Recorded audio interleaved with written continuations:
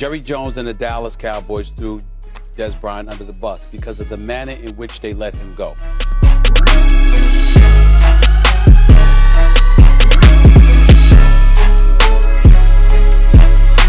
You have a receiver.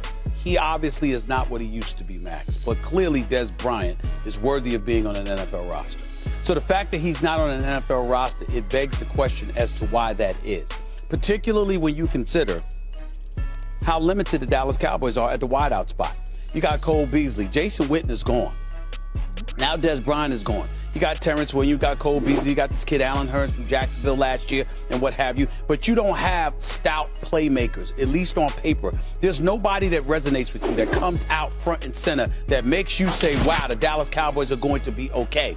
And so when you look at it from that perspective, I remember when I spoke to Primetime Deion Sanders on my radio show the day they let Dez Bryant go. He was like, they need to get him back. Why? Because who do you have? You have nobody. So that begs the question, why is he gone? Why is he gone? And ultimately, when they start asking questions like that about you, you're going to hear stuff. And what did we hear? We heard about protecting Dak Prescott. We heard about that quarterback having that locker room and not being, flummoxed or overwhelmed by the presence of somebody else that's in his face demanding the football. We heard about those things. Then suddenly we heard about late practices and a lack of commitment or absence thereof. And then just as recently as yesterday, we heard tapes of Jerry Jones saying, well, he can play and, I hope he's in shape. He almost caught himself because he was basically saying he didn't know what kind of shape Dez Bryant is in. Well, the man has been a part of your organization for years. You know what it was like for him during the offseason. You know what it was like for him in training camp.